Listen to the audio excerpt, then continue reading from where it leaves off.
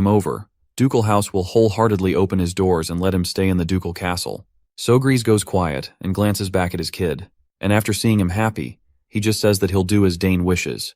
He's free to choose his path, just like his older sisters. We also notice Miss Sogra is watching both doting fathers, clearly embarrassed by how shamelessly they're peeking around. But eventually, she just smiles, realizing that the love they have for their children holds a strange power over them. She decides not to ruin the mood, and pretends she didn't see anything. Back with the kids, Lelia thanks Dane for his help and calls him a real genius. She admits that while everyone around her calls her a genius, she feels like weak sauce compared to him. While Dane nonchalantly looks around to see if both fathers have quietly left, he assures her that this is only the beginning, and she'll definitely grow stronger too. She then asks him if he's going to the academy, since it's the only place where all of the Empire's geniuses gather. To that, he says he's not sure yet, and he isn't convinced that he needs to go there since he can get pretty strong just by training alone. The girl starts to berate him for his narrow thinking, and reminds him that attending the academy for studying isn't everything. It's the gateway to forming his noble faction, and it's the best way to build connections from a young age. Dane is amazed that she's actually pretty smart for a 7-year-old, and understands how the real world works. He finally responds to her argument, saying he already knows about that, but he's just not interested in going to the academy yet. There's a mountain of books he hasn't read in the library, and he still has a lot to learn from his parents. Lelia acknowledges that this is true, but asks if he doesn't want to play with other kids his age, especially since she heard his older sisters are both attending the academy too. It seems like Dane is running out of arguments against her persistence, so he tries to brush her off by saying he's thinking of going in the future if he feels like it. She then tells him to visit her house once he plans to go to the capital, and that's how they promise to meet again. Speaking of meeting again, she remembers to ask him when he's going to make his request now that he has taught her how to use mana bullets. He simply shakes his head and states that he'll tell her when he goes to the capital. This shocks her, and she lets out a screeching roar of disbelief. Probably she is shocked that he is going to the capital after all. Finally, the day of her departure arrives. As Lelia's carriage starts rolling down the road, Dane looks at a stone-like object in his hand that was given to him by his future father-in-law. The scene transitions back to the moment when the Duke handed him this mysterious object. When Dane asks what it is, the father-in-law replies that it's his birthday present and hopes he'll like it. He further reveals that the symbols of their Thermian house are revenge, the sword, and the blacksmith, and the history of the house began with their progenitor, who was a blacksmith. Thanks to him, their house has the best forge in the Empire, in fact the best forge on the entire continent. All of the Thermian-made weapons that protect the Empire were crafted in that forge. Of course, our boy already knows all this because, according to his past knowledge, all the ores in the world can be found at that forge, and all sorts of mystical weapons and artifacts are created in the greatest forge on the continent. The father-in-law then reveals that if Dane presents the insignia at the forge, they will create a weapon of his choice for him. That's when we finally learn that this rock-like object is essentially an insignia, a certified check that proves the honor and skills of whoever holds it. Count Sogris is absolutely boggled when he sees the Duke giving away such a precious insignia, something even the imperial family desires. The Duke simply pats his son-in-law on the head and tells him to grow well and help his father. His potential wife waves a last goodbye to him, and that's how they part ways. In the present moment, his mother squats down next to him, and after seeing his dejected face, she asks if he's upset that they left. He admits he is, saying she was practically his first friend. His mother reassures him that once he goes to the capital, he'll be able to meet her again and will even become more handsome, which will surely impress her. Well, I guess his mother is right, since he can't stay here forever, and he will have plenty of opportunities to see her again in the future. So he wishes her well until they meet again. Meanwhile, as the Duke travels in his carriage, his mind is still occupied with thoughts of Dane. He finds it strange that every time he looks at him, he is reminded of that warrior, Argyric, who showed the ability of a triple-class warrior at a young age. He's sure that if Argyric were still alive, he could have become one of the Hexa-class knights of the Drenic Empire. That's why he hopes to see Dane again when he has grown stronger. A few days later, we see our boy sitting alone before the egg.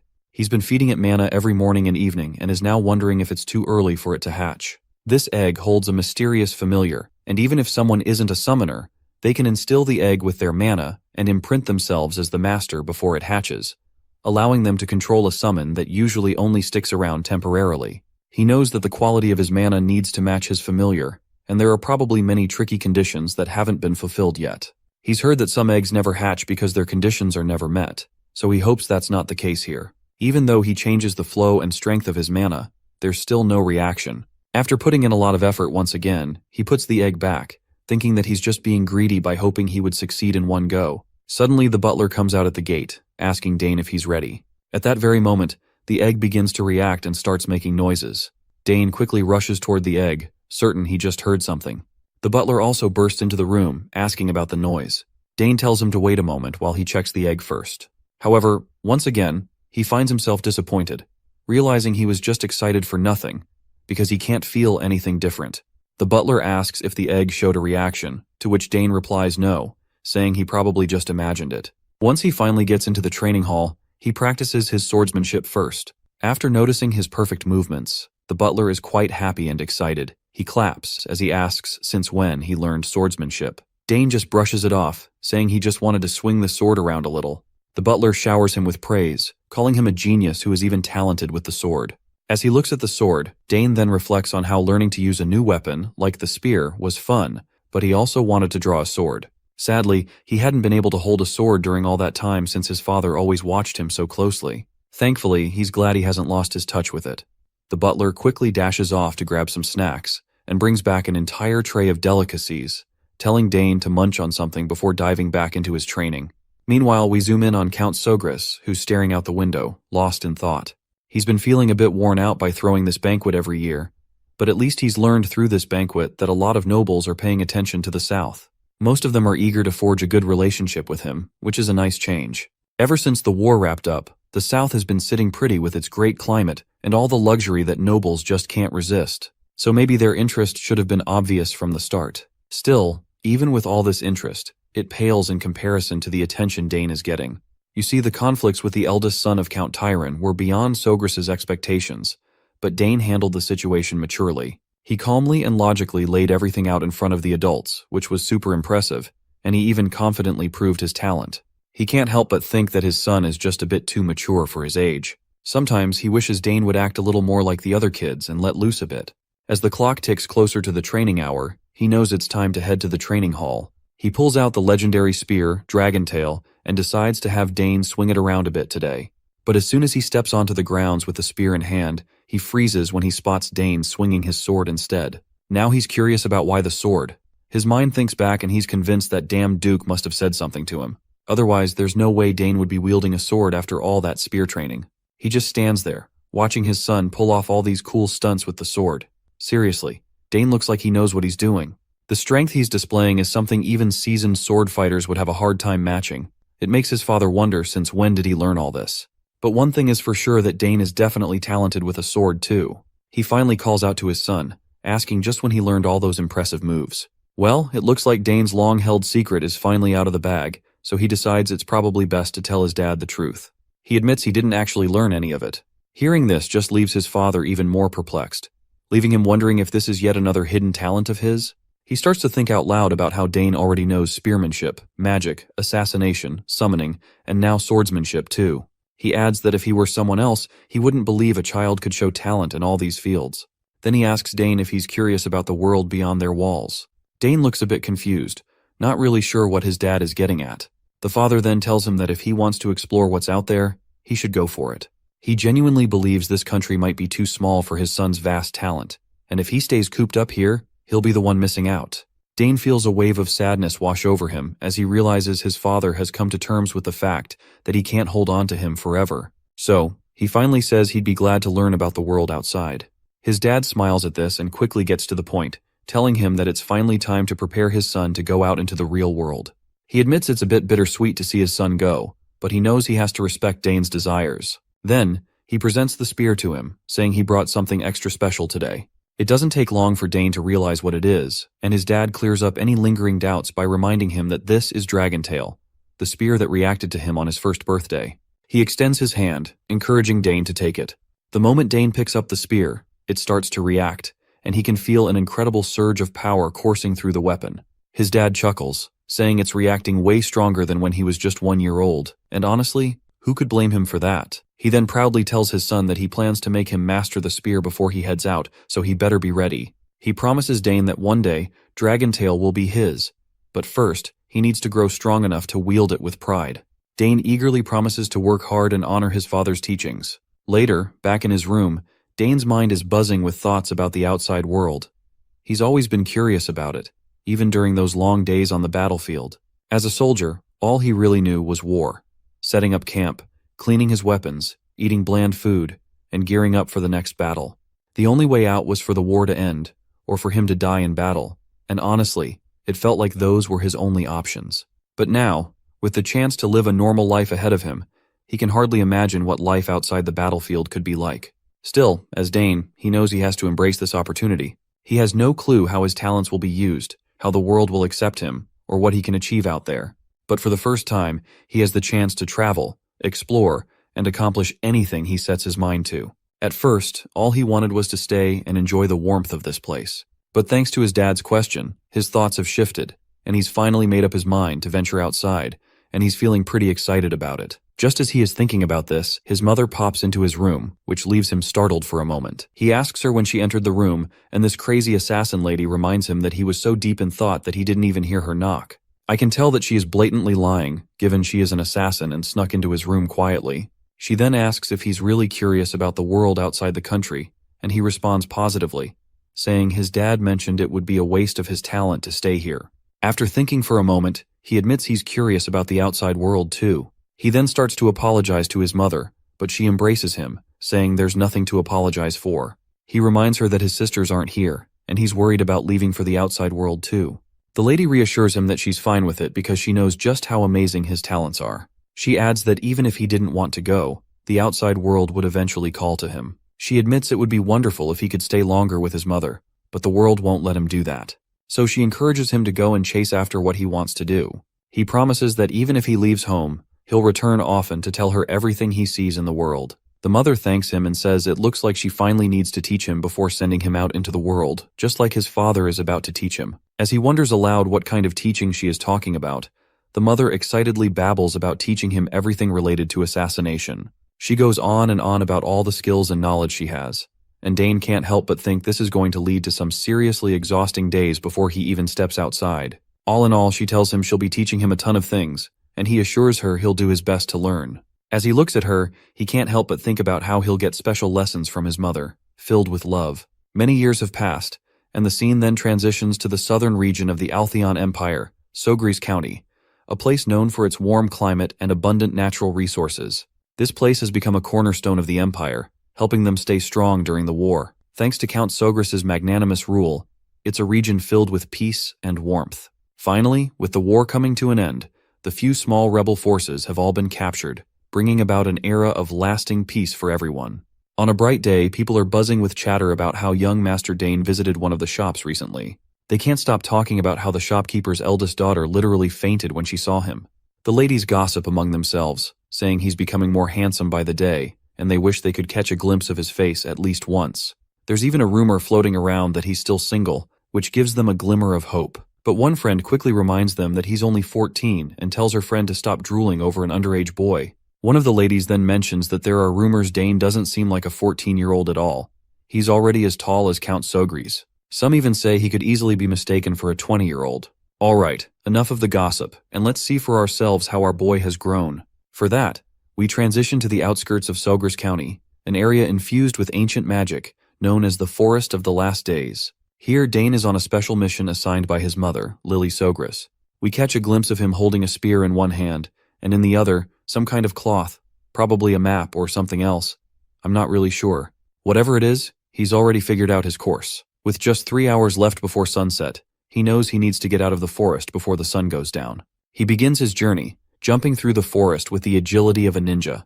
The most important thing in this mission is not getting caught by his enemies. During this time, Dane needs to dodge the traps and nests set up by his mother and escape from the forest, which is filled with all sorts of other dangers. After leaping around for a while, he finally lands back on the ground. He takes a deep breath, soaking in the air and energy of his surroundings, holding it for a moment before letting it out again. Once he prioritizes stealth and assimilates with the surroundings, he starts to notice hidden traps revealing themselves.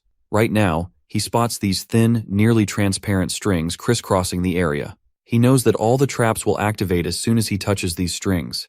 It's a basic mechanism, but that's also what makes it the most dangerous. But thankfully for him, this one looks easy to disarm.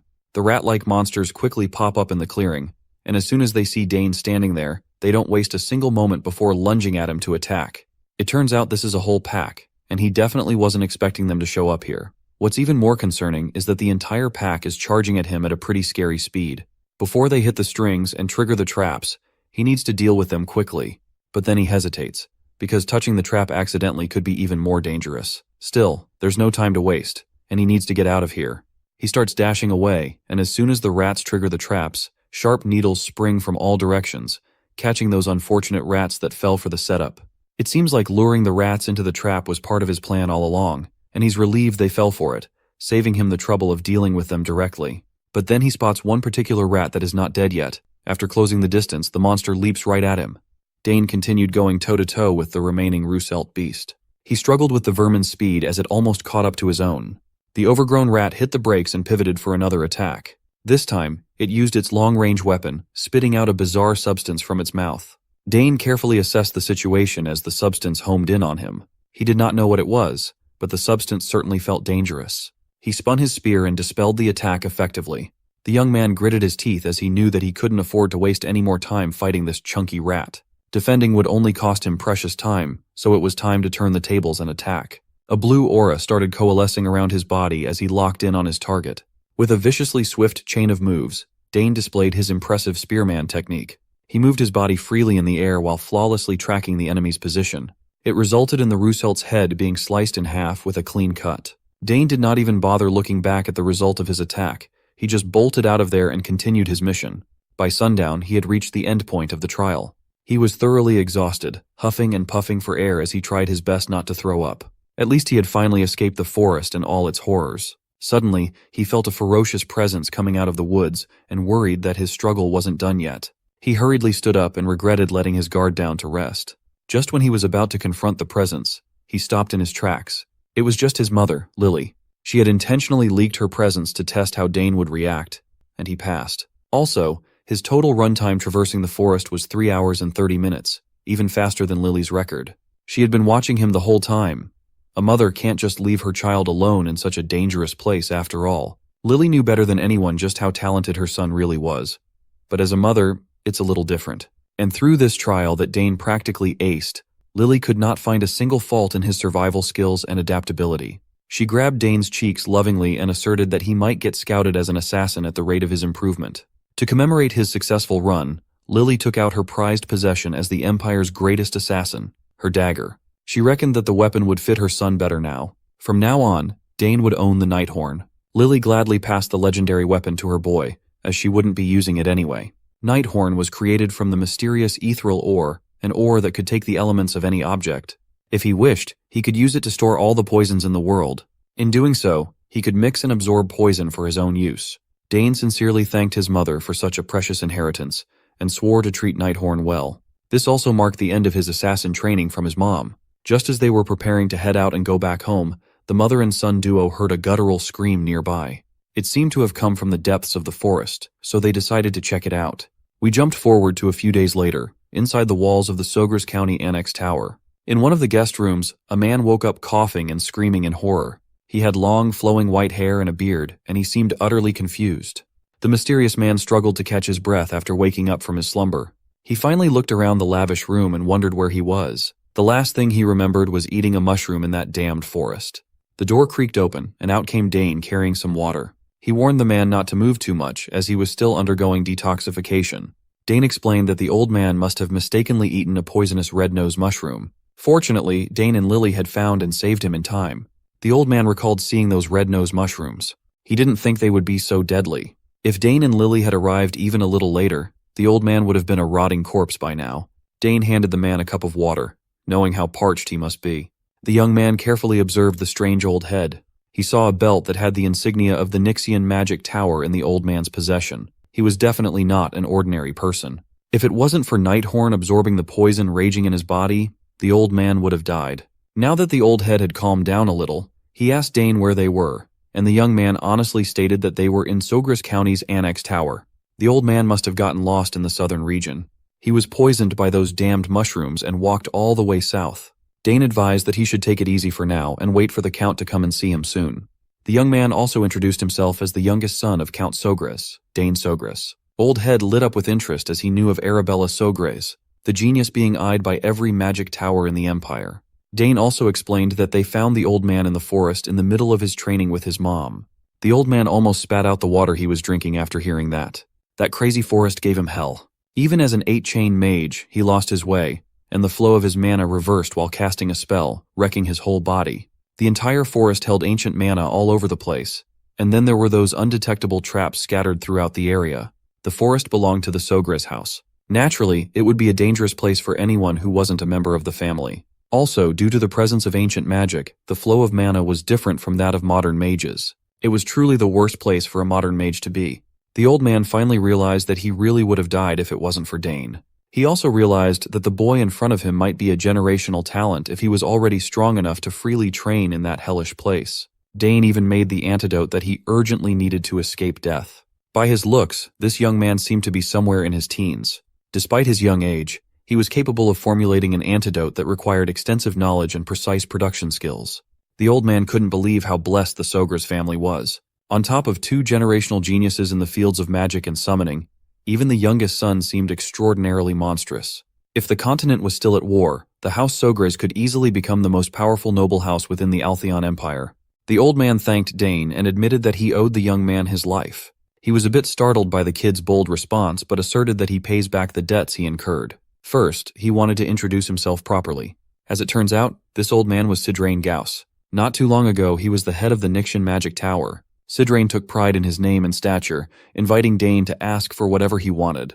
The young man just smiled at Sidrain's humble brag. He knew that this old mage must be one of those people who survive without a home by storing everything they own in a subspace. Sidrain was thrown off by Dane's calmness after introducing himself. Normally, people would be surprised or humbled in the presence of a mage tower's head, but the kid was unfazed.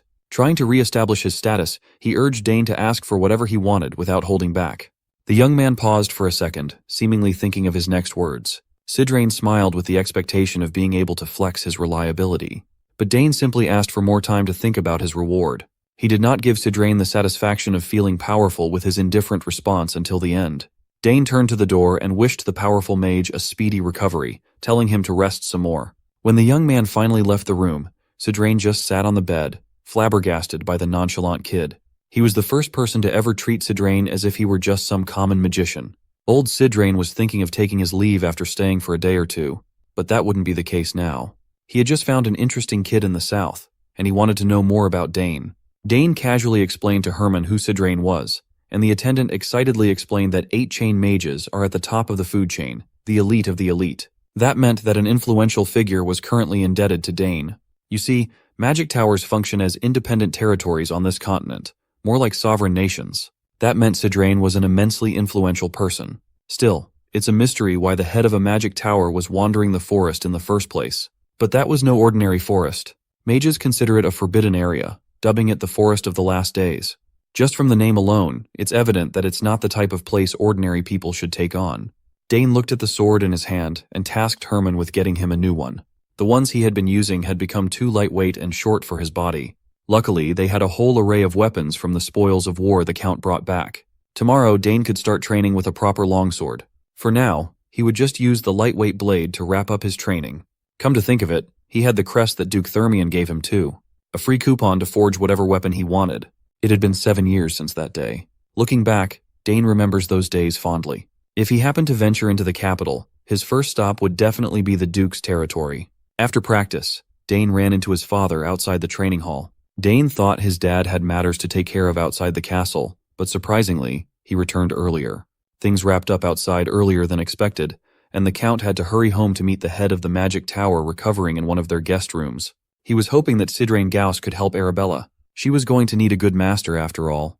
Dane also considered having the head of the Magic Tower help his sister, but he wasn't sure if the old man could handle that girl's temperament. He'd heard that Arabella punched one of her seniors for being annoying.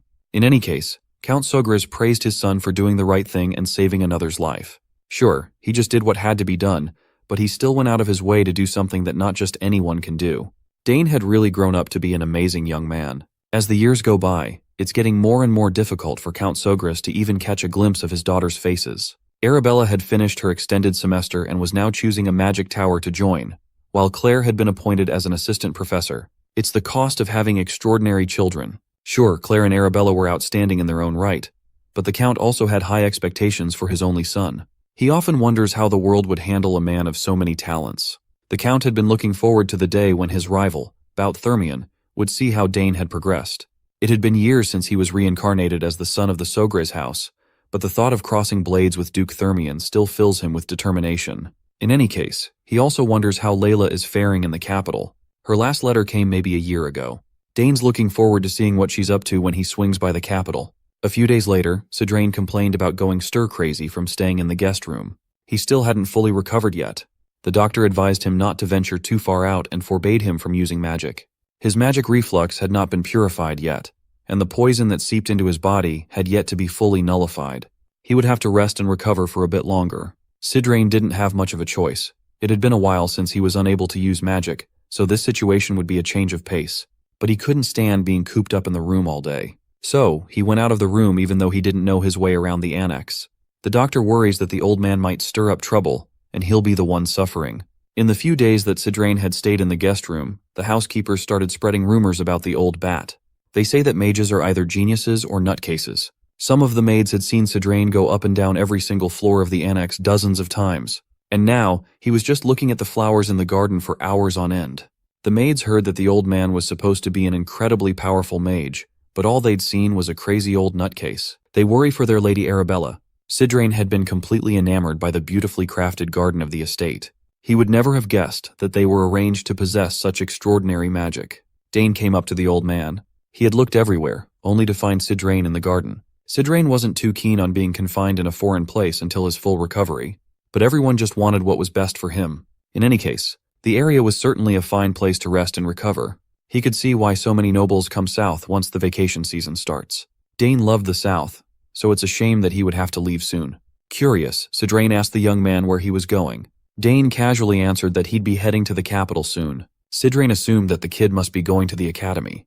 Both of his sisters were prominent figures in that prestigious place after all. While the daughters of the Sogre's house were famous for having sublime levels of talent, Sidrain was more curious about Dane's. So, he imbued mana in his eyes and decided to take a look for himself. Inside the young man's body was a roaring wave of pure power raging on. Sidrain's eyes went wide as he had never seen mana so thick. The density of the boy's power was unheard of.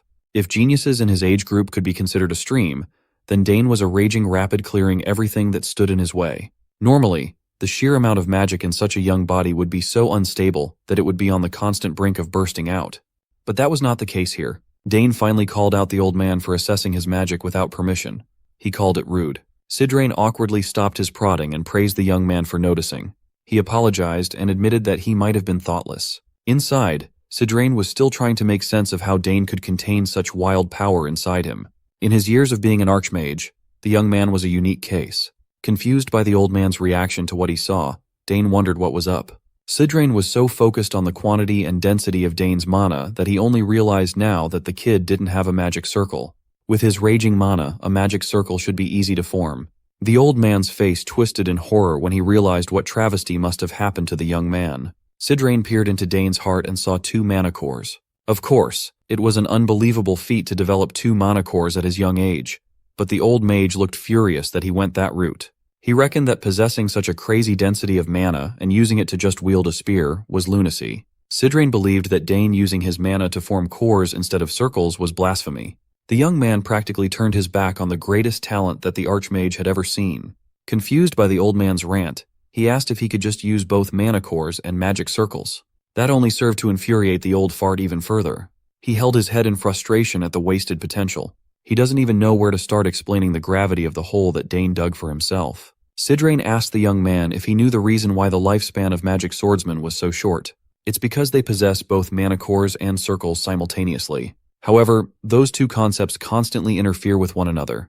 When they clash, problems arise. It had become an untold law of sorts. The mana compressed in the core would be transmitted to the circle. So, a circle that cannot handle the raging power would burst to pieces.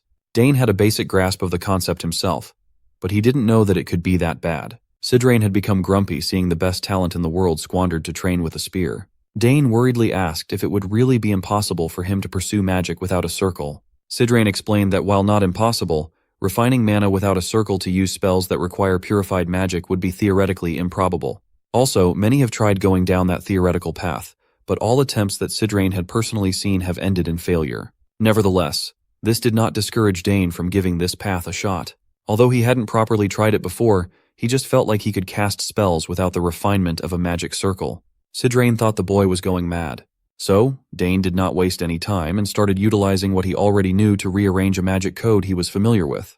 After manipulating the runes and the mana in the air, the process went smoothly. With the rearranged magic code, he managed to produce a fire spell that had a decent kick to its explosion. All doubts in his mind were erased as he made it work. It was only a basic one-chain spell, but he managed to cast a spell without a magic core. Sidrain's mouth hung wide open in shock. Common sense dictated that anyone without a magic circle shouldn't be capable of casting spells. In his years of overseeing the Nixian magic tower, he had never seen anything like it. Dane continued modifying the magic code and created a mana barrier around his body. He explained that Arabella had discovered his high affinity for magic, and wondered if that was the reason he could do improbable things with mana. That could be the case, but what he was doing was way out of the theoretical realm. Sidrain Gauss has stood at the pinnacle of mages for a long time now.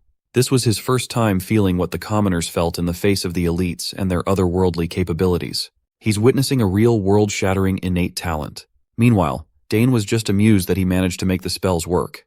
The old archmage's knees trembled in excitement. Dane had unparalleled mana affinity and purer and denser energy than anyone else in the world. The kid is the real deal. A one-of-one prodigy. Sidrain couldn't take it anymore. He immediately asked Dane if he would like to become a personal disciple. The old man worked really hard to convince Dane to learn his teachings, believing that ignoring such a talent would be a disservice to the world. Dane was getting tired of the old fart's persistence when Sidrain asked if he knew how to use a two-chain magic spell. The young man hasn't been exposed to two-chain magic codes, so he can't cast a higher-level spell. Sidrain Gauss laughed and bragged that if Dane went under his tutelage, he would be able to cast 8-chain magic spells in no time. Still, Dane politely declined the invitation. Sidrain's patience was running thin. Suddenly, Count Sogras interjected and laughed at the closeness of the Archmage and his son. When asked what the two were discussing, Dane honestly answered that the old fart kept on trying to take him in as a disciple, even after refusing several times. At least Sidrain knew how to behave properly in front of the man of the house, as he praised Dane for his potential to become a great mage in the future. He emphasized that Dane has a brighter future than anyone could even imagine, given that he could already use chain-level magic without a circle. As a warrior, Count Sogras had a rough idea of how unbelievable that fact was. At this point, the Count had stopped being surprised by his boy's inhuman feats. The young man had no basic knowledge of spells, yet he could naturally cast them. The Count also praised the former head of the magic tower for immediately seeing Dane's talent.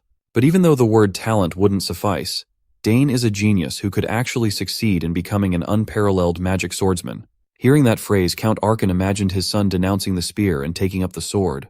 His jolly mood shifted, and you could feel the anger in the air. The title of magic swordsman just doesn't sit right with Arkan. Dane cringed at the fact that Sidrain brought up a word that should never be brought up in front of his father. Failing to read the room, Sidrain continued to hammer in the possibility of Dane becoming a magic swordsman. He even promised to take full responsibility and make the young man into the Empire's most powerful fighter. By the time he realized the Count's mood swing, it was too late. Count Arkan screamed that his boy could not become a magic swordsman at the top of his lungs. Sidrain argued that sword and magic would be the perfect combination for a genius suited for both. Arkan continued ranting that his boy wouldn't become a magic swordsman. If anything, he'll become a magic spearman instead. Sidrain finally knew what the issue was. Dane just tried to stay as quiet as possible as his father calmed himself down. Poor Sidrain had never met a family as abnormal as the Sograses. You see, to a mage, becoming a disciple carries a great deal of meaning. Mages, especially powerful ones, normally raise their successors through the act of something called inheritance. It's a tradition carried through from ancient times to modern times, even when universal magic education had long since been established. What Sidrain Gauss was looking for wasn't simply a disciple, but a successor of his life's work, and the ones that came before him. Given how an 8-chain archmage was still desperately trying to get him to accept the invitation, Dane had gained a great deal of confidence in his talent and potential. He could feel a sense of unknown feeling swirling in his body. Now that he had become familiar with the basics of magic, he remembered a gift that Arabella left him a few years ago. It was a crystal ball he could use if he wanted to see his sister. Right now, asking Arabella for her opinion regarding the matter might be beneficial. Dane dug up the crystal ball and imbued his mana into it. He called Arabella telepathically, who was currently studying in the Academy's library. When she finally recognized his voice, she was surprised. Arabella immediately stopped what she was doing and beamed in joy that her little bro was contacting her. As expected, even Arabella was shocked to hear that Dane managed to use a one-chain spell without a magic circle. She knew his mana affinity was abnormally high, but she never expected it to be to this extent. The circle only serves to purify and circulate energy, so maybe Dane's mana was already pure enough to be used raw. To test this out, Arabella wanted to send a mana stone to the transmission machine in Dane's room to inspect his mana's purity. It's a good thing that he had Arabella to help him with stuff like this. Right now, she's already an established 6-chain mage, and her help has been incredibly reassuring. Arabella reckoned that since Dane could already use chain-level magic, attracting a lot of attention in the academy would be inevitable. But that's the last thing he wants. It cannot be avoided, though. Talent always draws the attention of the masses. But Arabella assured her little bro that she would utterly destroy anyone who would dare to bully Dane. Speaking of bullies, Dane asked his sister about the news of her breaking the nose of a senior, the second son of the Dwell Duchy. Just thinking about the slimy bastard gets Arabella riled up. Realizing that she was taking the call in a public space, she tried to calm down. Anyway, with enough time, she theorized that Dane's mana purity would continue to increase. It's one of the possibilities they could look into. Unfortunately, their discussion had to be cut short, as Arabella was needed by one of the professors. They said their goodbyes, and she promised to send the aforementioned mana stone over. The fact that Dane might be forging a path that had never existed before had finally sunk into him. With the extraordinary purity of his mana, he jokingly wondered if he had a dragon's heart beating in his chest or something. Meanwhile, Sidrain was still stuck in the annex for his recovery. He used a bit of mana to inspect Dane, and it worsened his magic reflux. He might have to stay for longer. If the kid would just accept his offer, he could have the most illustrious legacy among mages. He wondered just what he could do to entice the young man to join his side if Dane wasn't even interested in learning 8-chain magic. Maybe he should offer some grand and priceless artifact or pass on an inheritance refined through multiple generations. But if he offered his treasures up front, Sidrain could get scammed and he would have nothing left. As he was racking his brain for ideas, Dane knocked on the door. Sidrain wondered if the kid came over to apologize, or maybe even changed his mind regarding the offer. Dane came to find the old bat because he had something he wanted to say. Sidrain immediately assumed that the young man finally reconsidered becoming a disciple, but Dane quickly shut that nonsense down. It's not like he had no interest in magic at all. Sidrain asked if he already had a master or something, and that's why he kept refusing. But that's not the case either. Thinking that he was just being played, Sidrain asked why the young man what he wanted to talk about. It's simple, actually. Dane didn't know the rearrangement code for 2-chain magic yet. Learning from his sister would be difficult as she's far away. In the end, the best method would be to learn under Sidrain, a literal archmage. The old bat still owes him for the rescue, so refusing his request offhand won't be possible. Dane admitted to the old man that he does not want to only walk the path of a mage. He's not just going to become a magic spearman either. He wanted to become a magic spearman assassin summoner. As far as Sidrain knows, something as crazy as that doesn't even exist. Hell, Dane would even add swordsman to that title too. The absurdity of the young man's aspirations thoroughly frustrated Sidrain. To achieve that mouthful of a title, Dane had to draw the line and refuse to become the old magic tower head's disciple. Based on the young man's determination, Sidrain could see that Dane was already set in his way. Then, an idea came to mind. The old mage stood up and asked if Dane would be interested in a letter of recommendation. Since he was aiming to enter the academy, getting a letter of recommendation from the former head of Nixian Magic Tower would be a massive boost to his reputation. Dane thought about it briefly and reckoned that it wasn't a bad offer by any means. So, he accepted the letter of recommendation, and while they were at it, he wanted to make another request. Sidrain quietly laughed to himself, thinking that the young man had finally come around. He can finally start securing his grip on an unparalleled genius. Seeing as the old man was feeling generous, Dane asked if he could learn the rearrangement code for 2-chain magic. That won't be a big deal for someone like Sidrain. He knew the rearrangement code for all 2-chain magic in existence after all. Dane is still young. Giving him a letter of recommendation for the academy and some 2-chain magic codes wasn't a big deal. Although he wasn't in his best condition right now, Sidrain could start their lessons immediately. Dane slyly smiled to himself as he just reeled in a huge catch. He extended his hand and declared that with everything on the table, they could consider Sidrain's debt from being saved, paid in full. The old bat said it himself. Since he owed Dane a great deal of gratitude, he could ask for anything. So here he is, asking for what he wants. Sidrain did not like being played like this. He really thought he was finally getting a disciple. Dane's answer to his invitation remained the same. It's a big no. The old bat was tricked by a 14-year-old child. Refusing to back down, Sidrain insisted that the young man asked for 2 things when he only owed Dane for 1 thing. The young man begged to differ, though. First, he saved the unconscious old man from the forest. Second, he nullified the poison rampaging through Sidrain's body. He could have added the fact that he had to carry the unconscious old man all the way back to the annex, but he'll just consider it a bonus. Sidrain had no more rebuttals. He was thoroughly and logically defeated. He wondered how such a daring child existed in this world. Finally, Sidrain and Dane set up their lessons in the training hall. The old man had partially accepted that he might not get Dane as an official disciple, but he could continue to curry favor with the kid in case he changes his mind in the future. Sidrain just could not bear to let such a talent go to waste. The lecture finally started. They would have to work around Dane using chain-level magic without a circle. The young man would have to pay close attention as the rearrangement code for two-chain magic is a lot more complicated than one chain. There are countless aspiring mages who can't even break through to this stage and end up giving up. Dane locked in, glad that he has such an accomplished instructor. Sidrain saw the sparkle in the kid's eyes and made sure not to go easy on Dane. He still had his reputation as an archmage to uphold after all. Two-chain codes are on an entirely different level because the caster has to calculate the amount of mana themselves. The magic density in the atmosphere and even the state of the body plays a vital role all at the same time. Magic's complicated nature is the reason most people give up on it entirely. Sidrain gave the complex definition, expecting Dane to ask for a simpler explanation.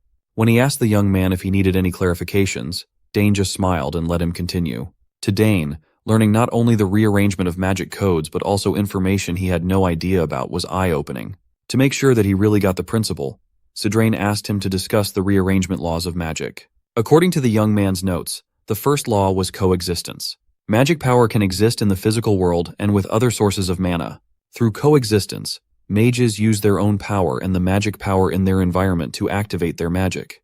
The second law is conservation. If magic power can collect enough of a particular elemental material, it can exhibit different attributes through conservation. Not only does Dane have a deep understanding of magic's nature, but he's also adding his own interpretations. Most people would find the theory of magic boring, but that wasn't the case for the young man at all. He had talent, tools, and a hunger for knowledge. How could such a perfect mage candidate exist? Continuing the lecture, Sidrain explained that magic codes become exponentially more complicated every time the chain increases. Rather than discussing theory, it would be easier to demonstrate. Sidrain adeptly summoned a sliver of his mana and made a simple grid of magic to demonstrate a one-chain magic cast using the simplest rules. However, the complexity rises from two-chain onwards. He transformed the sliver of mana into a swirling mess of runes and power, showing the rearrangement code for two-chain magic. Dane concentrated on the brilliant display and focused on how complicated the knots were. Sidrain manipulated his code and formed the two-chain fire magic, Fire Arrow. When it comes to magic codes, using them repeatedly is the key to mastery. The old man reckoned that Dane was finally recognizing how complex magic can be. According to his estimation, most people would take at least a year to jump from one-chain to two-chain codes. No matter how brilliant anyone is, the human mind can only understand a portion of the code at once. Sidrain noted that he'd be able to observe Dane's progress for about a week, as he drip-fed him the technique of mastering two-chain codes. But Dane wanted to give it a shot already. Sidrain didn't see the harm in it, expecting the boy to fail miserably. But when Dane started calling his mana out of his body to create the first code, he felt like he was witnessing a master at work. The young man locked in and used his hands to manipulate the pure mana swirling in the air. He ultimately formed the same grid that Sidrain demonstrated as the primary form of one-chain codes. Based on the lines at a set length and width with fearsome accuracy, the old man was thoroughly impressed. Dane could have stopped there, and he would be considered an indisputable genius. But where's the fun in that? He went further and deconstructed the mana grid to slowly form a swirling mess of mana in the air. Sidrain was stunned to see a perfect replication of the rearrangement code for two-chain magic he had just demonstrated once. When asked how he managed to do it so fast, he simply answered that he copied through observation and memorization of rules and patterns. He pictured every factor in his mind while forming the magic code, and it came surprisingly easy to him. Sidrain just kept getting wowed time and time again. Even though he, as a magic genius, took a while to get to two-chain, a boy without a magic circle easily made it in just a few minutes.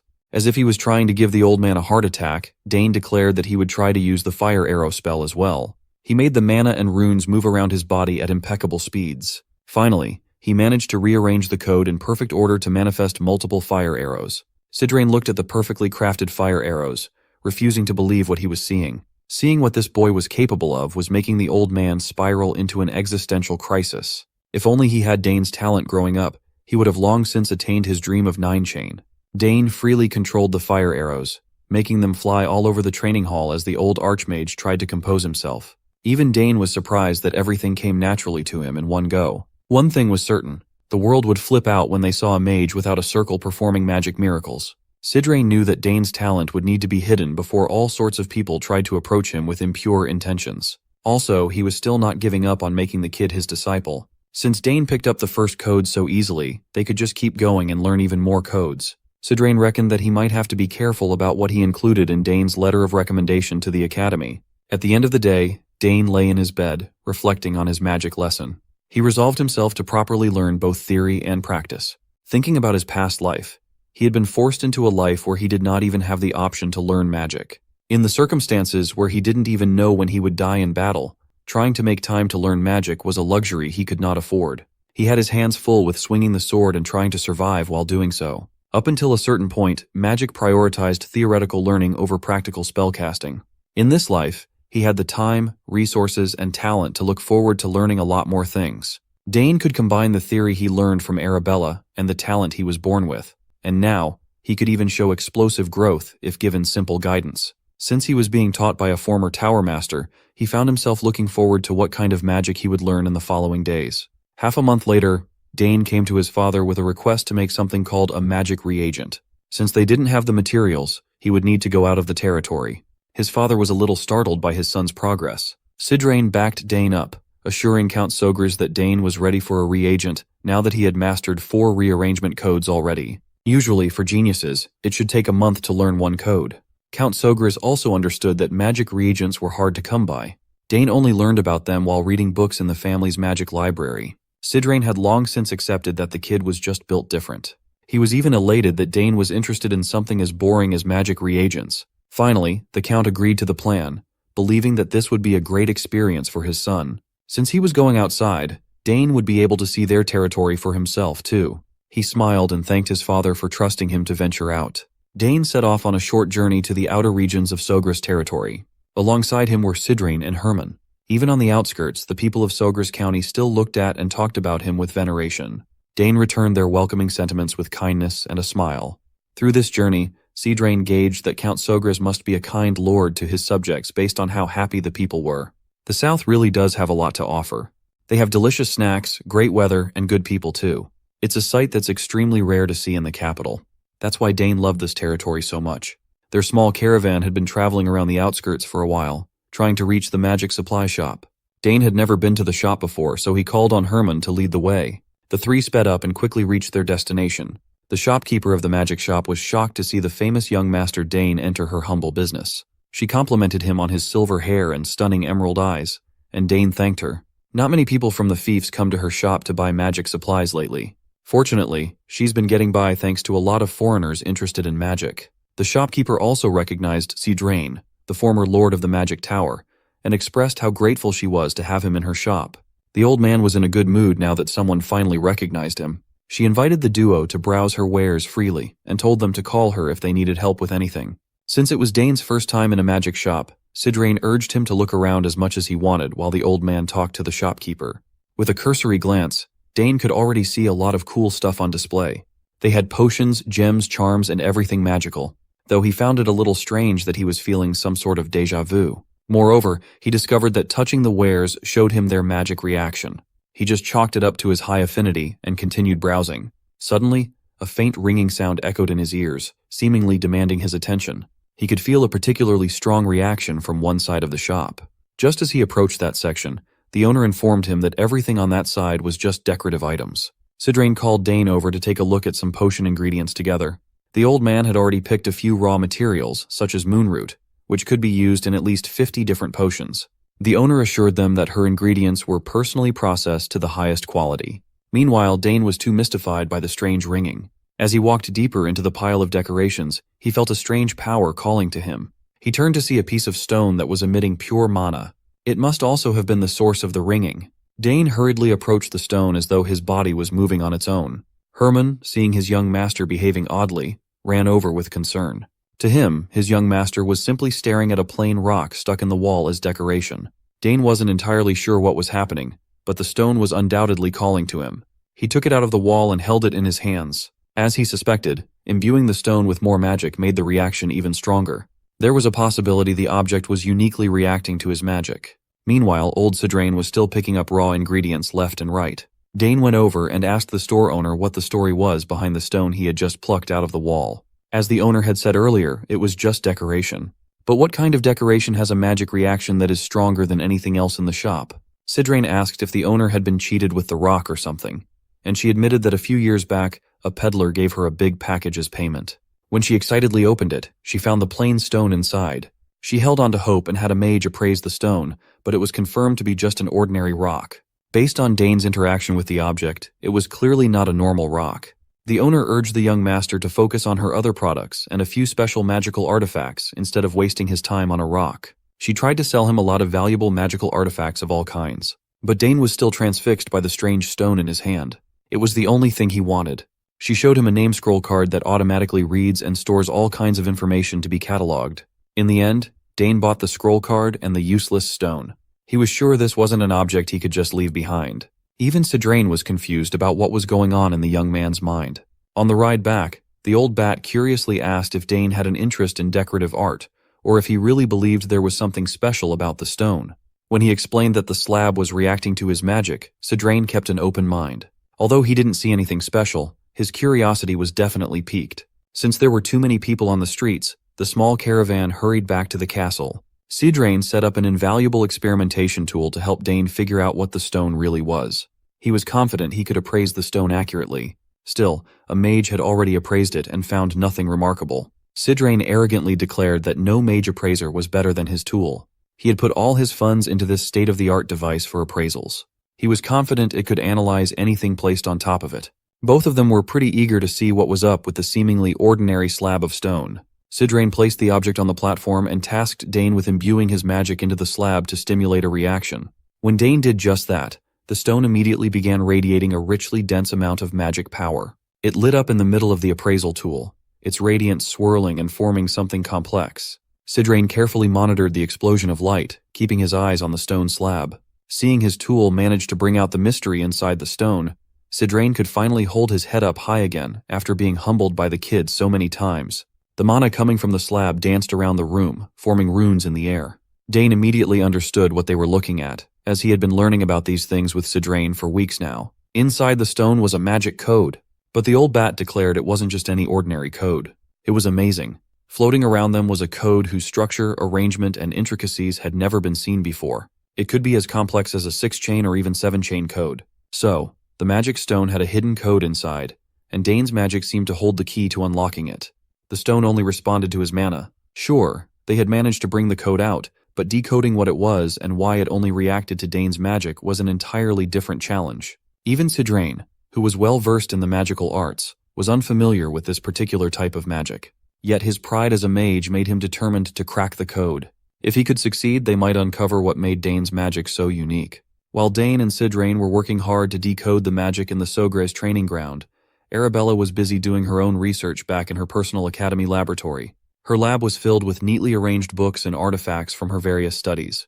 Arabella had stored her little brother's mana signature in a magic stone and confirmed that there was indeed something unusual about Dane's power. His magic had a distinct characteristic, one that didn't match any known form of magic. She ran numerous tests and studied countless research papers, yet she still couldn't pinpoint which magical field this anomaly belonged to. She had tried everything: magic reagents, magic gates, magic engineering, and still, nothing yielded an answer. But she was convinced the truth was out there, hiding somewhere. Then, she suddenly remembered hearing about a long-lost field of magic, one that had disappeared from the magical world. Perhaps Dane's magic was related to this forgotten field? Arabella began rummaging through her mountains of books and literature, trying to remember where she had stored that old tome. It was a book that discussed alchemy, divination, spiritualism, necromancy, and a primitive form of magic code. While she excitedly searched, another dusty tome fell from the shelves. She picked it up, noticing it was an ancient magic book. Come to think of it, she had once studied the long-gone magical kingdom of Arcana, a civilization said to have existed over 2,000 years ago and inherited ancient magic from an earlier age. It was said to have practiced forms of magic that no longer existed. Arabella laughed to herself, shaking off the idea. Ancient magic had vanished a long time ago.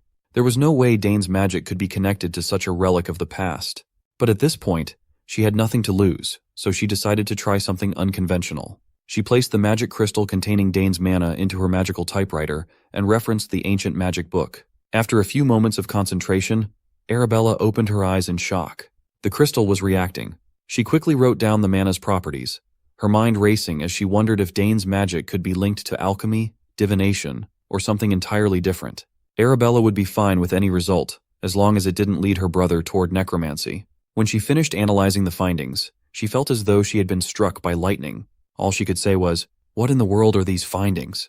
Back in the Sogre's training ground, Dane and Sidrain were still hard at work, trying to elicit more reactions from the stone. After some time, Sidrain finally broke the seal on the slab. Inside the slab there was something else. The old man carefully extended his hand and pulled out the object.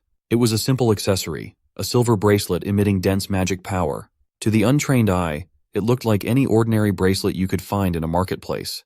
Sidrain initially thought there might be something special about the bracelet's material, but it seemed mundane. Given that the stone only responded to Dane's mana, Sidrain suspected the same would hold true for the bracelet. Dane slipped the bracelet onto his wrist. It dangled loosely at first, seemingly too big for him. But then came the reaction. The bracelet lit up, resonating with the magic in Dane's body. As expected, it only responded to him. Dane started to see strange characters emerging from the bracelet, glowing faintly. Sidrain leaned in for a closer look while Dane anxiously asked if the old mage could decipher the symbols. To Dane's surprise, Sidrain's face lit up with a broad smile. The characters were ancient runes, characters that no one in the current world could read. By ancient, Sidrain meant the language of the long-lost Arcana kingdom. Dane only knew a little about Arcana from what Arabella had told him when they were children. She had described it as a time when magic ruled every aspect of life. But then, suddenly and mysteriously, the era of magical prosperity had ended, leaving behind only a few relics and legends.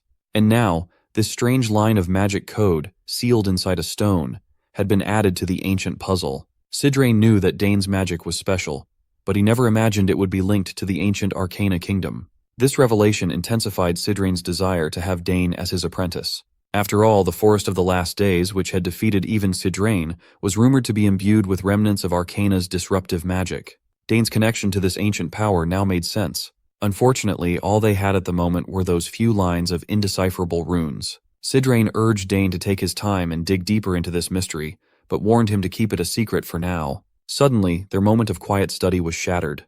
A terrifying sound echoed across Sogre's territory, causing both their eyes to widen in distress. Something horrifying was approaching. The familiar sound of the alarm catches them off guard, and it doesn't take the old man long to realize this must be the alarm for a monster attack. Well, that's enough to get him fired up, because now that his body is almost fully healed, he's itching to flex his old muscles and get the blood pumping. Plus, it's a great chance to repay the Sogres for their hospitality. The excited old coot quickly tells Dane not to just stand there and to grab a spear or something. But Dane just stands there with little to no expression. He silently reaches inside his coat and pulls out a pendant. Sidrain raises an eyebrow and asks about the thing he is holding and why the monster alarm sound is coming from it. Dane then breaks it to this excited old man that the sound has nothing to do with monsters.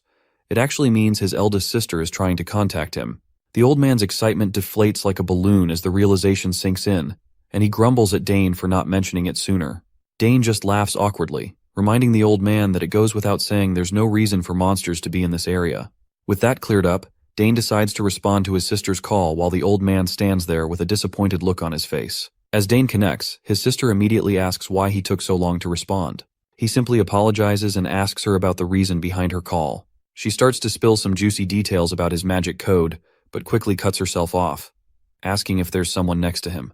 The mere mention of magic code was enough for Dane to realize that she's actually figured out that his magic is ancient magic. The old man overhears this conversation and lets out a screeching yell of disbelief, demanding to know how in the world she found that out. As they talk further, he also explains his side of story, that when he and Sidrain were analyzing some stones, they also figured out that his magic belongs to the ancient magic kingdom. They realized this because that stone only reacts to his magic, which was a total giveaway. The old man, on the other hand, grits his teeth in utter frustration. The fact that she figured this out just from analyzing his magic is insane. He knew she was a genius, but her talent seems to be greater than he had imagined. Arabella then asks her brother if anyone else knows about his secret. Dane responds with a quick no. She breathes a sigh of relief and tells Dane and Sidrain to keep it a secret, because if his secret gets out, he won't be able to handle the consequences. She then apologizes to Sidrain for not introducing her first, before diving into the conversation. The old man just laughs it off, saying he already knows a lot about her from Dane. As for keeping Dane's magic a secret, he assures her he won't let a single soul know about it. If this information leaks, not only would Dane be in trouble, but the whole House Sogries would be caught up in the huge aftermath. Arabella gives the old man props for getting the gist of the situation right away, which is, of course, expected of wise Seadrain. The old man then asks her if this exchange is being recorded, to which she replies no, saying that the moment the conversation ends, it will be deleted immediately. Well, that's good news. At least they don't have to worry about anything getting leaked. The old man then reveals that he also plans on returning to the Magic Tower to investigate this matter. Arabella thanks him for the gesture, while he tries to downplay it, insisting that as a mage, he's just doing it out of a sense of duty, so there's no need for her to feel indebted. Speaking of the Magic Tower, the old man reveals he heard she was looking for a tower to join and asks if she has decided which one she wants to go with. Arabella quickly realizes he's hinting at her joining his tower, so she tries to sidestep the question, saying she's not considering the Nixon Magic Tower because it doesn't specialize in the field she's interested in. Of course, this leaves the old man annoyed once again. He was already wondering where Dane's cleverness came from, and it looks like it's inherited from his sister. He doesn't voice his frustration though. Instead, he just laughs it off, saying she doesn't have to join their magic tower after all. Meanwhile, Dane feels a bit concerned watching this old man, especially since his sister was so straightforward with her words. Anyhow, she decides to wrap up the conversation by telling him they can talk about the details later. After exchanging greetings, she cuts off the connection. Seadrain comments on how his sister has become quite an impressive person, to which Dane agrees, mentioning that the artifact in front of them was also made by her. He adds that this compact crystal ball is trendy among young mages. The old man smiles and admits it's quite impressive, but we can also see the frustration on his face as he says he doesn't need such an item. He explains that when you reach the 8th chain, wasting time talking to people is not something mages do. Dane can sense why the old man is saying this.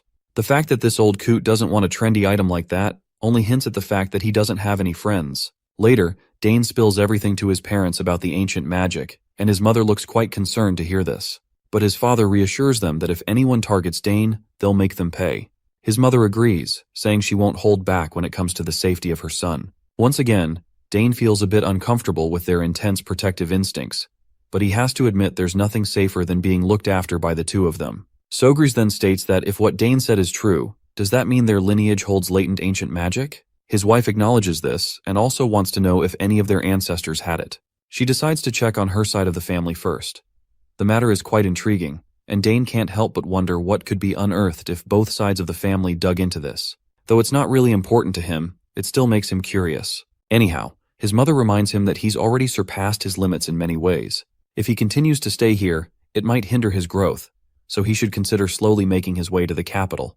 The mention of the capital startles him, and his parents further remind him that he needs to be at least 14 years old to enter the academy. Now that he's at that age, he shouldn't waste any more time. Sogries makes it clear that he wanted to keep Dane for another year or two before sending him off, but it doesn't look like there's anything left for him to learn here. His mother reassuringly puts her hand over his and tells him he can leave whenever he wants, emphasizing that the decision is entirely his to make. Dane is surprised to see this because he wasn't expecting them to have already come to terms with the fact that he needs to leave this place. His father is confident that his son will make him proud and encourages him to go and indulge in his talents to his heart's content. Dane smiles at this, saying he understands what they're both saying, and he promises to prepare for entering the academy. The family of 3 smiles as the decision is finalized, and by now, Dane is also hyped up to finally transition to the next level in his life. Later, Dane fills Seadrain in on his decision to leave the mansion. The old man asks if this is really his choice to leave, and Dane confirms it, though he admits it's a bit sooner than he had initially planned. The old man then also expresses his support for Dane's decision, saying that having his talent restricted here would be a waste of potential. He also gives Dane a word of advice, not to reveal too much about his talents all at once to other people. While the academy welcomes talent, not everyone thinks that way, and there are people who might get jealous. Dane is already aware of this, though, because Arabella had warned him about it, and mentioned some outrageous situations she had encountered herself. The old man further states that it's hard for mediocre people to thrive in the academy given the atmosphere, but he assures Dane that House Thermion isn't one of them. Speaking of House Thermion, Dane quickly remembers Layla and the promise he made to visit her once he gets to the capital. He knows that if he doesn't visit, she would be greatly disappointed in him. He also recalls the crest Duke Thermion gave him, so he plans to think about what kind of weapon he wants before heading there. The old man then reminds him that there are 3 months until he enters the academy, so he should plan to depart from here in 2 months. Dane acknowledges this and returns the question, asking the old man about his own plans. Sidrain replies that he's going to return to the magic tower because he has something he needs to take care of. He expresses his gratitude to Dane for helping him resolve his boredom, and as a gesture of goodwill, he wants to return the favor by letting Dane know about any clues regarding this ancient magic. Dane is quite grateful to hear this. The old man points out that now that Dane has only a short time left here, the lessons should be the major concern for him. Sidrain wants to accelerate the process to finish the lessons before time, but he warns Dane that the third chain is considerably more difficult than the second chain. Dane promises to study hard to reach that level. Dane then says that he has prepared a gift for the old man. Sidrain perks up at this, clearly curious about what the gift might be. Dane promptly pulls out a box and tells the old man that he received this yesterday from his sister using teleportation magic. He explains that it's a very hot item among young people right now. And this particular model is a new compact crystal ball that hasn't even been released yet. He adds that Arabella developed this new product, and he pulled some strings to get it as a favor.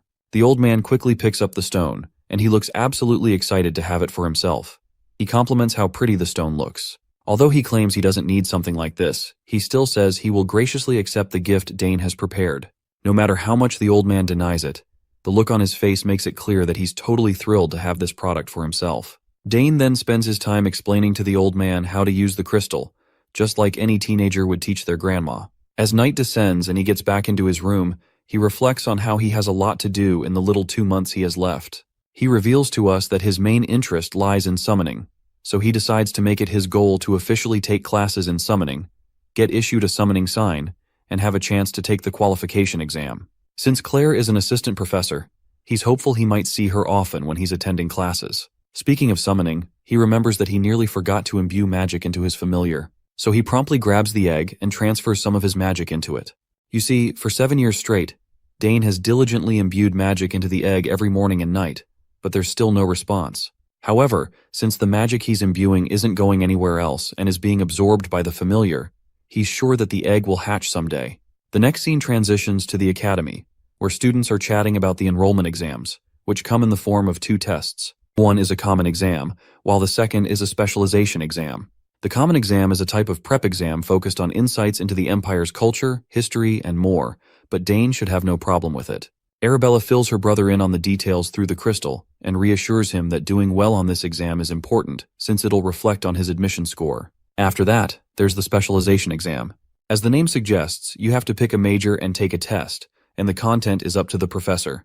But Arabella is confident that this part will be a piece of cake for him too. Dane remembers that Arabella passed that test pretty easily, and she just smiles, saying, "Yep, it was a piece of cake for me."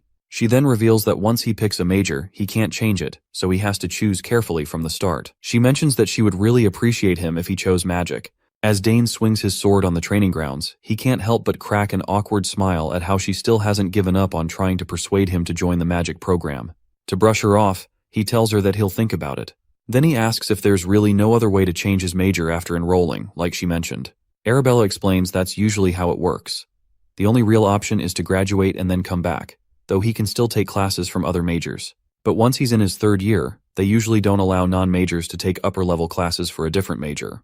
In other words, he's got one shot to pick a major. She also explains that for someone as talented as him, there's an autonomous major system. Dane is pretty fascinated to hear this and asks how it's different from the regular majors. His sister casually tells him that unless he plans on failing, she'd advise against applying there because no one has ever managed to pass that exam so far. But it seems like Dane's already set his sights on it, and the way he pauses for a moment tells his sister he's actually considering something daring. But he quickly assures her that he's not going to do anything reckless, and with that, he decides to contact her later. Once the call ends, Arabella wonders if she's being too pushy about him joining the magic program. Still, she thinks it's the best choice he's got. Just then, a student approaches her to say the professor is looking for her. Later, we see Sidrain has prepared a recommendation letter for Dane, just like he promised, and Dane is really happy to see that he actually wrote it for him. The old man feels proud as he tells Dane that he put extra thought and care into crafting the recommendation letter. He didn't just write the usual generic lines. Instead, he made sure it looked impressive, and that the words truly reflected Dane's strengths and potential. For Sidrain, it was a sincere effort to support Dane, something he doesn't always do to this extent, so he advises Dane to feel somewhat honored. Dane quickly smiles and promises Sidrain that he'll live up to his expectations. But the old man grumbles, a bit annoyed, that it would have been so much better if Dane had agreed to become his disciple. He says their current relationship is technically that of a disciple and master, but he's not sure if Dane will ever acknowledge him as a true master. Well, it seems the old man might have a point because the awkward smile Dane gives shows that he really doesn't want to think of him that way. Anyway, the old man asks if Dane has finished his preparations, to which Dane confirms that there's not much he needs to take with him. He mentions that the academy dormitories are equipped with everything they need. Sidrain does agree that the facilities are great there. However, he adds that only a select few have a monopoly over them, and with that said, there's no way Dane would lose to those arrogant nobles. Dane laughs awkwardly, because from what he's heard, the academy has become a bit of a gathering place for the thugs of the nobles. Sidrain warns him to keep one thing in mind. That place is where numerous kids will bare their fangs if they think he's looking down on them. Dane reflects on this and realizes it's just like the law of the battlefield, something he's quite familiar with. He assures the old man that he'll keep that in mind. Sidrain then gives him permission to contact him whenever he needs anything. Now that he has got that compact crystal, he better make good use of it. Hearing this, Dane figures out that Sidrain must be leaving soon, to which the old man quickly agrees, and he is quite surprised that Dane can guess it correctly. He reminds Dane that it would be troublesome for him to stay here since his father has offered him a position as a mage advisor. But that's something to think about later when he truly has nothing else to do. Sidrain is sure that Dane will understand his situation, especially since there's a lot that needs to be done in the magic tower. It doesn't take long for Dane to realize he must be talking about researching ancient magic. The old man then thanks Dane, and our boy returns the gesture, thanking the old coot for all the time he's invested in a kid like him. They both share a smile, looking forward to seeing each other again, and the old coot can't wait to see how much Dane is going to grow in the future. With that, the old man begins to walk away, telling Dane not to come out to see him off as it would be a bit awkward. Dane wishes him a safe trip, but he can't help feeling a bit sad inside. He's grown quite close to this old man. The next day, Dane's father asks him if he's going to leave now that Sidrain has departed safely. Dane confirms that he's finished all his preparations. His father then remarks to his wife that with their son leaving too, the castle will feel very empty. But his wife quickly reassures him not to feel too sad about it. On the contrary, she's relieved Dane is finally setting off. Her main concern is that she doesn't want him to face any difficulties on his journey to the academy. Her husband assures her that since Dane will be using the teleport gate that Arabella arranged, nothing should go wrong. The doting mother smiles, admitting she's just worrying over nothing after all. In any case, she feels really proud of herself for raising their kids well, especially compared to other houses where children are busy fighting each other over succession. The father comments that the day will come for the Sogre's house as well, and they'll have to make a decision. But he believes that no matter which of the siblings steps up, anyone would be suitable for succession. Right at that moment, Dane walks into the room, and his parents greet him pleasantly. His father asks if he's ready to leave, while his mother asks if he's taking Nighthorn and the mark she gave him. Dane smiles back at them with a bright smile, confirming that he has them both. His mother then reminds him to take the mark to the place she told him about and show it to them whenever he thinks he needs help getting out of trouble. Dane acknowledges this, saying he'll keep it in mind, though he's curious about those people, wondering if they're her former colleagues or friends, to which his mother says they're indeed some of her closest colleagues. She mentions that it's been quite a while since she last saw them, but she's sure they'd be more than willing to help. As soon as Count Sogres hears the conversation between mother and son, his face tenses, looking almost like he's going through serious constipation.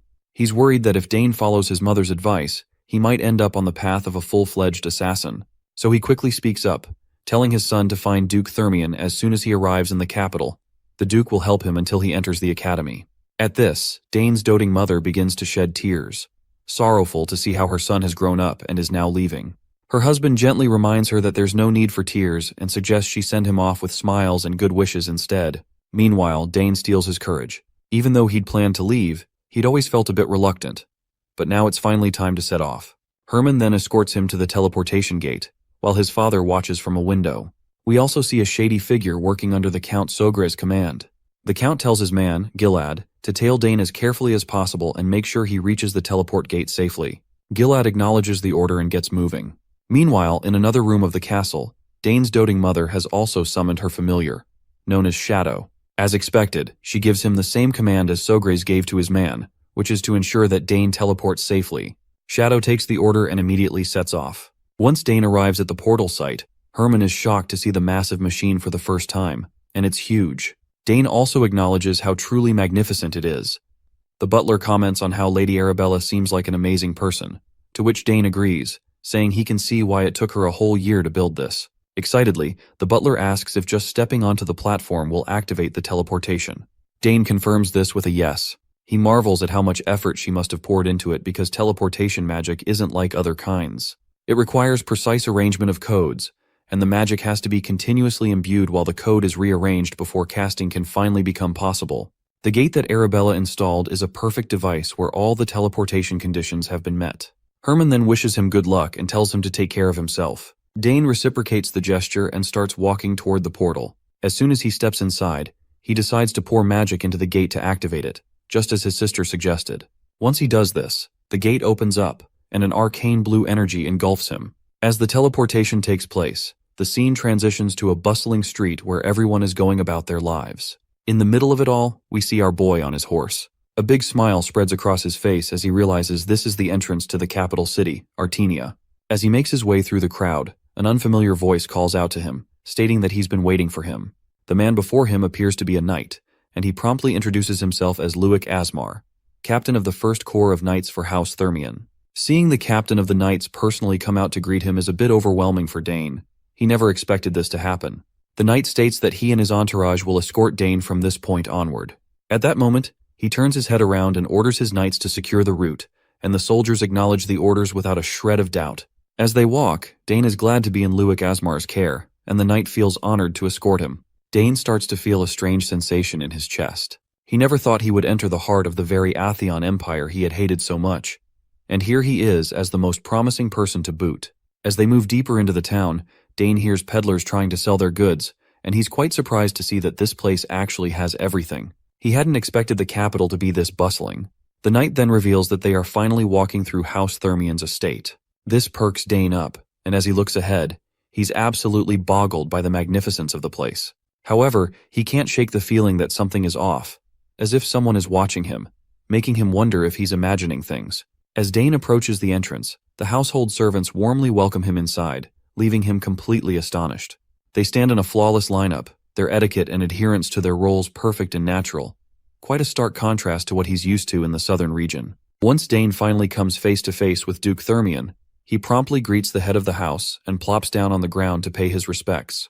Thermion accepts the greeting warmly and invites him inside, eager to hear all the juicy details about his tiring journey. Once inside, Thermion comments on how much Dane has changed since the last time he saw him 7 years ago. He's sure that even kids 1 or 2 years older than Dane wouldn't compare to the riz and aura he has, and he's certain that Count Sogris must be a proud father. He further states that while this place might not measure up to Count Sogris's castles, he tells Dane to enjoy his stay until the Academy's entrance exam. He also promises to assign a servant to Dane, who would fulfill any wish he desires. Dane thanks him and promptly asks about Layla, wondering what she's been up to and how she's doing. Thermion says she's good for the most part, but asks if Dane has had any disagreements with her recently. Dane inquires what he means by that, and Thermion explains that these days, whenever Dane's name comes up, Layla always seems a bit unpleasant. Dane quickly states that he doesn't remember having any disagreements with Layla. Thermion takes this into account and assumes it might be due to the pressure she's feeling from the entrance exam, but he's confident that someone like Layla will easily pass it. Meanwhile, Dane wonders what could have caused her to act so strangely and thinks maybe it's just a phase related to puberty. Thermion then decides to give Dane some time to rest, suggesting they can catch up later, but he hints that Dane should be gentle. Dane, of course, doesn't understand what that's supposed to mean, but Thermion quickly assures him that he'll find out soon enough. Once the servant escorts Dane to his room, he looks around and thinks about how he'll be staying here for a week until the entrance exam. However, he notices that the room is a bit extravagant for a guest room. He simply throws his bag down and decides to unpack before finding the training grounds. At that moment, we catch a glimpse of Our Lady entering the room uninvited, and she decides to take him to the training ground. As soon as this voice falls into Dane's ears, it doesn't take Dane long to recognize who is behind him, and as soon as he turns around, he sees Layla. She looks like she's grown a lot since the last time he saw her, and her growth in some areas is definitely noticeable. She looks annoyed and asks why he took so long to get here, clearly frustrated that he made her wait all these days. Dane can't help but burst into happiness when he sees her and jumps right in, asking how she's been. Layla shoots back that she's been doing super well. But before he can dive into a nice catch-up, he has to deal with her fury. She's absolutely livid that he didn't write her any letter for a long time, even though he promised he would. She asks him why he didn't even bother to write her a letter in recent years, or at least let her know when he was arriving. Dane, looking a bit clueless, admits he completely forgot to fill her in and apologizes for it. Of course, Layla isn't satisfied with his half-hearted apology. He tries to remind her that at least he actually showed up like he promised, explaining that he was super busy getting ready to come to the capital and kind of forgot about everything else. He pleads with her to let him off the hook just this once. Not surprisingly, she pouts like a stubborn wife, and Dane can clearly see the annoyance etched across her face. He asks if there's anything he can do to make it up to her. He apologizes again and promises to do whatever she asks. Layla raises an eyebrow, asking if he's for real. Dane just gives her an awkward smile and decides to agree to whatever she says to deflect some of her anger. Finally, he asks her what he could do to make it up to her. She thinks for a moment and then suggests they have a little spar. Dane is startled by the unexpected request. Definitely not something he saw coming, but he goes along with it anyway. Meanwhile, Layla snickers, clearly feeling proud of herself. She asks if he's sure he won't regret it because she's way stronger now and isn't that whiny kid who used to learn how to release mana from him. Dane is taken aback by her newfound confidence. It really makes him think that she must have grown a lot over the past 7 years to feel this self-assured. Speaking of improvements, he remembers she mentioned winning a competition in one of her letters. Layla is surprised he remembers that and explains she won the Dronzer Cup hosted by the royal family. As far as he recalls, it was a tournament for kids under 15. She confirms this, saying the competition was fierce, and if he had participated, she's sure they would have made it to the finals together. He reassures her that they can totally make up for that now. She then asks if he is sure that he wants to spar, since the entrance exam is near, and if he gets hurt, it might be troublesome for him. Dane shrugs it off, saying she does not have to worry about that. But still though, in his mind, he wonders why they would be getting hurt in the first place. With that settled, she decides to have the sparring match tomorrow, since it's already too late for today. When the next day arrives, we find them outside ready for the spar. She asks if he has a weapon for practice because she definitely doesn't want to hear that he's still using a bladeless weapon. He reminds her that it's just going to be a light match, so it's normal to use practice weapons. After all, no matter how much she's trained as a warrior, she can't handle every situation. He asks her what she would do if she ended up getting hurt while sparring. She confidently tells him not to worry, because they have the best healer in the Empire right here in residence. But Dane raises a valid point, asking what if something serious happens before the healer can do anything. Layla stutters for a moment, trying to come up with a response. He tells her that if she wants to use a blade weapon, she should be prepared mentally for it. She wonders why he's making things so complicated when it's just going to be a little spar. Eventually she relents and agrees to use practice weapons. She instructs one of the servants to bring over some practice weapons. While the servant is fetching them, Dane looks at her and feels genuinely glad to see how confident she is. Just like the rumors say, it won't be long before she reaches the status of her 2 older brothers, who are both active knights. There's even a good chance that House Thermion might see its first female head of the family soon. Dane wonders if teaching her how to release mana was a huge turning point in her growth. It looks like this is true. As we peek into Layla's thoughts, we discover that she feels grateful to him. Thanks to his guidance, she learned the basics of wielding magic much faster than others her age, and she has even formed 2 mana cores now. She has waited so long for this day, and if she were to win, she wonders if Dane would feel down about it. The servant finally fetches the requested equipment. Once Dane is equipped with a dummy spear, he swings it around for a moment to get the blood pumping in his muscles. After that, he takes his stance and asks her if she's ready. Layla confirms that she is and takes her stance with a dummy sword in hand. She reflects on how she was able to fight against a spear wielder in the Dronzer Cup, and he wasn't all that hard to deal with. Since the spear is a long-range weapon, its effectiveness diminishes rapidly as the distance decreases. Keeping that in mind, she charges toward Dane recklessly to strike him. But before Layla can even touch him with her sword, Dane disappears, leaving her bewildered. Before she can figure out where he went, she notices that Dane has already tagged her with his spear, ending the sparring match before it even started. She quickly turns around and asks him, since when did he get there? Dane reminds her that she should consider herself lucky they were using practice weapons. If they had been real weapons, she could have been in real trouble. Layla refuses to believe that she lost, because she is sure that her sword had reached him already. Dane offers her another shot but warns her that the same method won't work a second time, so she better move carefully. Layla tries to steel herself, inwardly admitting that the fact she just lost was simply because she was nervous since she hadn't seen him in so long. This time she vows she won't go easy on him at all. That's when Layla spots her father standing on the balcony, watching everything happen. Dane also notices the Duke and is surprised to see that he came just to observe her girl's potential firsthand. He can understand this doting father's intentions quite well. After she won the Dronzer Cup, he must be worried about his daughter, who has been working so hard. But Dane is confident that this match will ease the Duke's worries as he witnesses her true potential. Layla feels even more fired up because of her father's presence, and she is eager to prove herself by giving everything she has in this final spar. Dane nods in acknowledgement and tells her to show him all she's got. As the battle commences, the exchange of blows between the two reaches an insane speed. This time, Layla is giving it everything she has. But despite all her efforts, Dane points out that she still has a bit more to go, encouraging her to try harder. The Duke can't help but snicker, feeling proud of his daughter. He's glad to see that in this match they seem to be evenly matched so far, but he's curious about how it's all going to end. But suddenly something shifts. A strange and ominous feeling creeps into the air, and he notices that the confident smile Dane had just moments ago has vanished, replaced by a serious expression that makes him look like a warrior ready for battle. Well, it seems that Duke is experiencing PTSD because everything about our boy looks strangely familiar to him.